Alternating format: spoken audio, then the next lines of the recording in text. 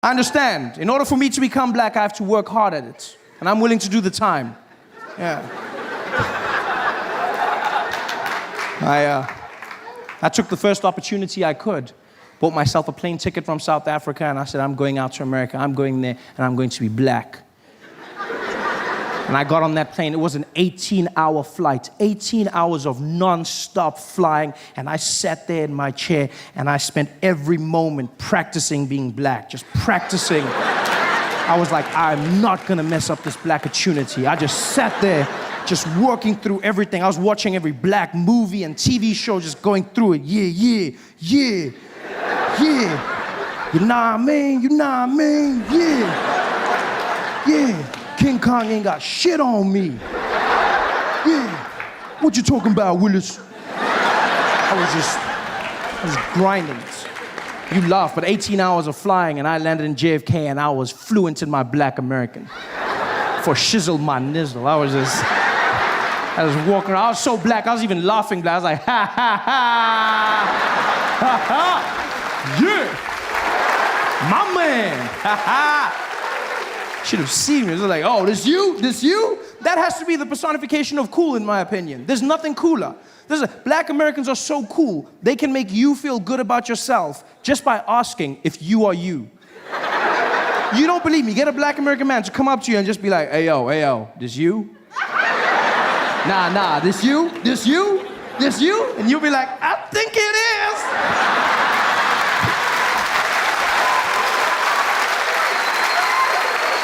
It's magic. I was that black. Not just any black, but the coolest black in the world, and that's American black. I can say this with confidence, being from Africa. I know black. I'm well versed in the arts of black. I'm from the black factory. I mean it. I've seen every kind of black, from light black all the way to like navy blue black. I know black. And there's no cooler black than American black. Nothing cooler, you know? Because American black people, I mean, you just look at how much they've done to influence modern day pop culture, you know? Small things and the big alike. You look at the music.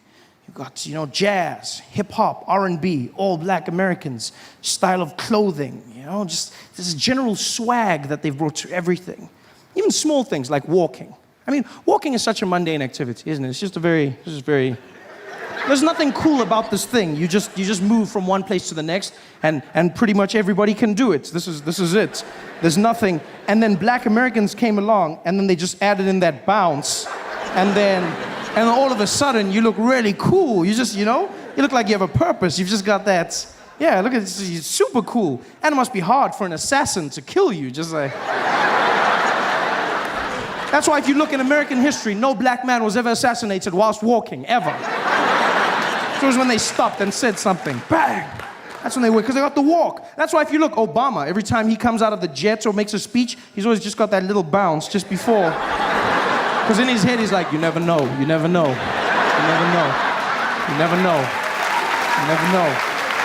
to walk. It's a cool walk. And by far, the coolest thing of all is the talk. I've listened to black Americans, and it's the most amazing use of the English language I've ever come across in my life. Because they pay no regard to punctuation whatsoever. Just cruise through sentences. It's fantastic. First time I had a conversation with a black American man was in Baltimore, Maryland. This guy walked up to me after the show. He didn't even walk. He just floated in.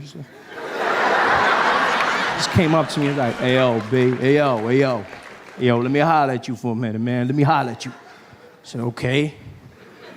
He's like, man, I ain't even gonna front, man. I came out here, dude. I ain't even know who you was, man. I didn't even know. I was out here at the show. I bought my girl. We was out there. You came out there. You were doing your thing. I was like, yo, man, I ain't even know they got them yellow bones out there in the motherland, man. I was like, yo, this kid better be funny, man, but I ain't gonna lie. You came out there, you was keeping it coming, keeping it moving. You was just beasting. I was like, all right, man, maybe this kid is the truth, yeah? This kid was doing his thing. He was keeping it out there. I started laughing. My girl was killing herself. I was like, all right, this mofo got flow for show. You know what I mean?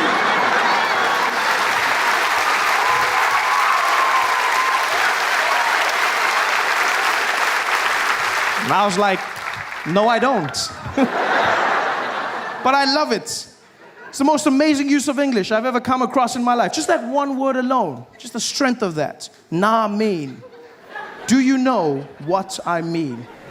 You nah mean? It sums it all up, doesn't it? It's just, neither question nor statement. It's just, like, why have we been wasting our time with syllables for so long? I don't understand. It was a crazy day today, you know what I mean? Yo, that shit was crazy, you know what I mean? It just flows, it's magical. It says it all. I feel like I've wasted years of my life without nah mean. I wish I could go back in time and relive my favorite moments, watch my favorite movies again, seeing them bring to life. This is Sparta! Nah mean! Power. Let's give it something, I want to take that word home with me, home to Africa. I hope and I pray that someday I have a daughter, just so I may name her Namin, No, because it sounds exotic and foreign. It has that thing to it. You'd be like, Trevor, who's that? Oh, this? Oh, it's my baby girl, Namin. It just has it, It's wonderful. Just go back. I bet even greats like Shakespeare would have loved to use that word. They say he invented more words than anyone, but not me. Oh, I bet he's in his grave going, I wish I had. You can see it on one of those great plays on the stages of Manchester and London. Theatre actors just walking out there with their big collars. Ah, yes, Prometheus, and hither doth he come. Why, I am the son of a humble thespian. Nah, mean. That's the magic. That's what I was, man. I was that black. You should have seen me. Just walking around the airport, shouting random things. Brooklyn! I didn't even know where that was. I was super black. Till some guy came up to me and he was like, Oye, papi! Ya llegamos, pecado conocemos. I said, what? He's like, yo, man, we made it, man, we made it. And now that we're here, our kind, we got to stick together, man.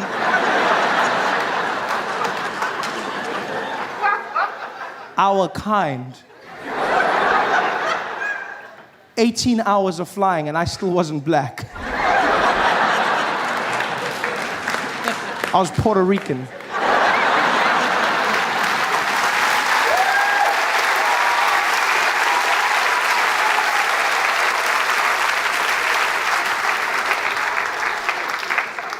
My dreams were dashed.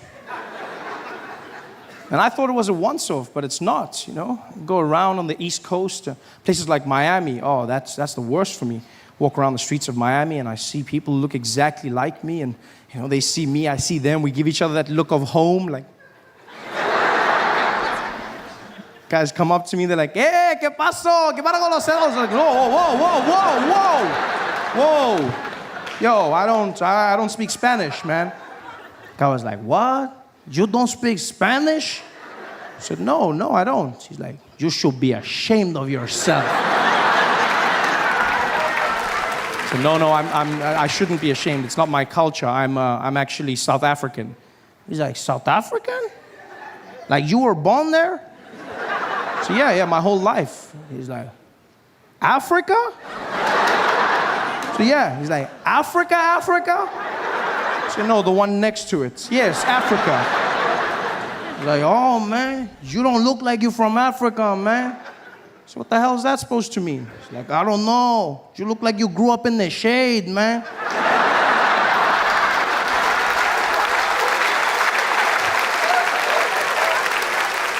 Asshole. Because that's what people expect, isn't it? Yeah, that's what everyone expects.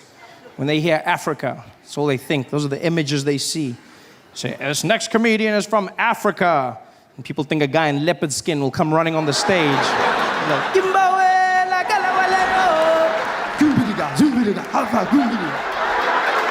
let me tell you monkey jokes.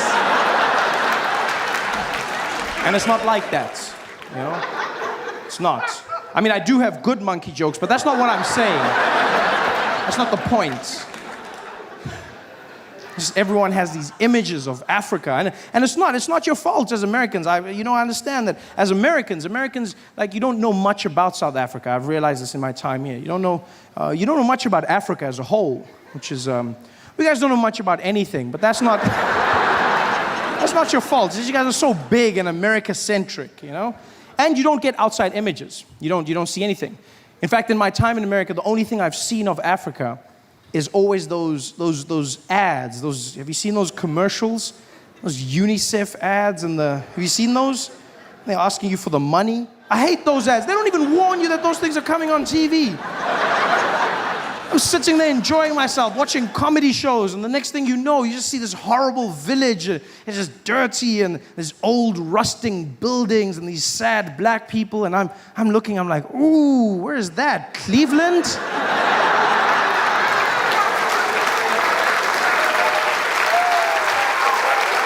And then a thing comes up, and it's like, Africa. I'm like, really? Where? And then they show you the starving people, and it's always the same. They've always got the starving look. They always do the pose. They've always got that, like, why haven't you called look? One by one. And they show you these people, and there's a starving mother and a starving child, and it's horrible. And then there's a celebrity. There's always, the most important thing is a celebrity who comes out. And they speak for them. That way we'll understand. And the one I saw was Penelope Cruz. She was the celebrity. She's beautiful.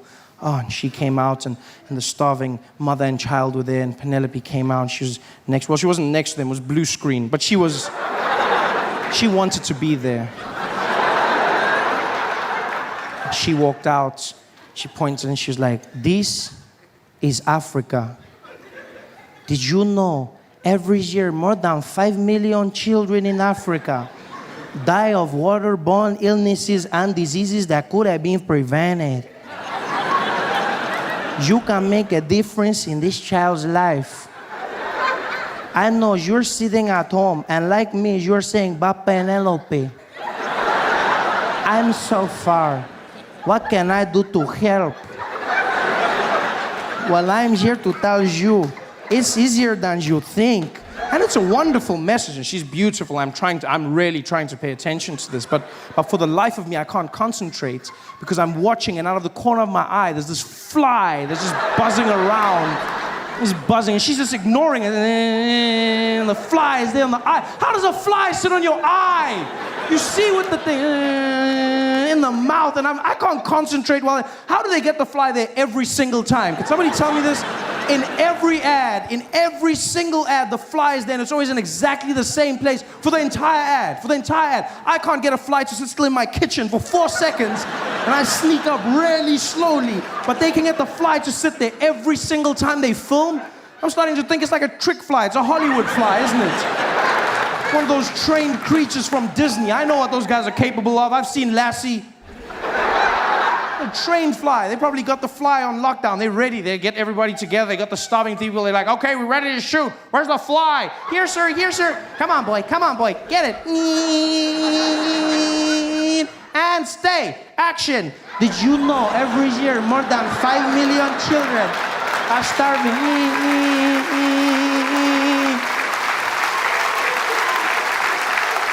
Horrible.